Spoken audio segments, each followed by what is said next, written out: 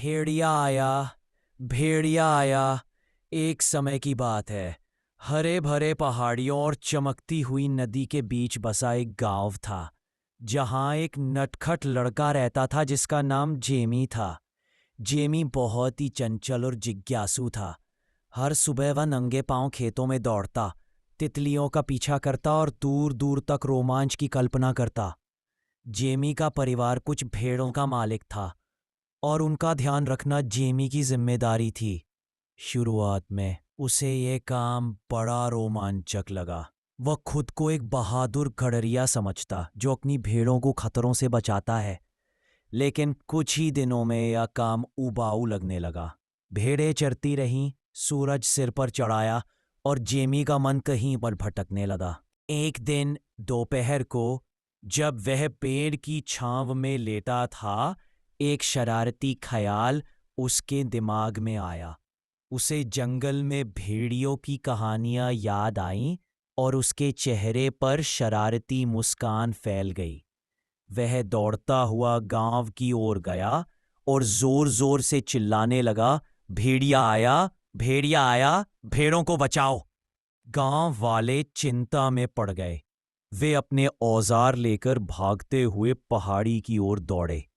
लेकिन वहां पहुंचने पर उन्होंने देखा कि भेड़ें शांति से चर रही थीं और जेमी हंस रहा था।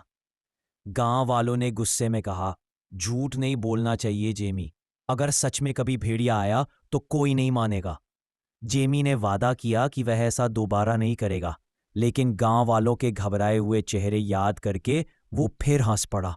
अगले दिन वह फिर बोर हो गया। उसने फिर वही चाल दोहराई। वह गांव की ओर भागा और चिल्लाया, भेड़िया आया, इस बार सच में आया है।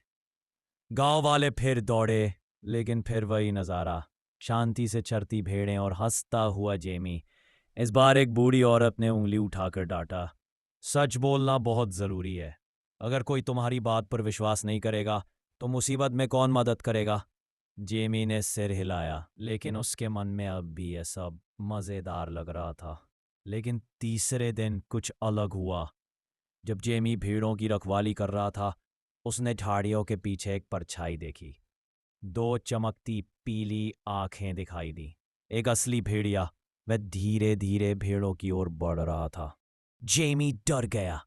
वह दौड़ता हुआ गांव गया और चीखा, भेड़िया आया, भेड़िया सच में आया है, कृपया मदद करो। लेकिन इस बार गांव वालों ने ध्यान नहीं दिया। वह फिर मजाक कर रहा होगा, उन्होंने कहा और अपने काम में लग गए। जब जेमी वापस लौटा तब तक बहुत देर हो चुकी थी। भेड़िया भेड़ों को डराकर भगा चुका था। जेमी घास पर बैठ गया। उसकी आंखों में आंसू थे। अब उसे सच्चाई का महत्व समझ आ गया था। थोड़ी देर बाद गांव वाले आए और देखा कि मैदान खाली था और जेमी उदास बैठा था। मुझे माफ कर दो, जेमी ने धीरे से कहा। अब मैं हमेशा सच्चाई बोलूंगा। उस दिन के बाद जेमी ने कभी झूठ नहीं बोला।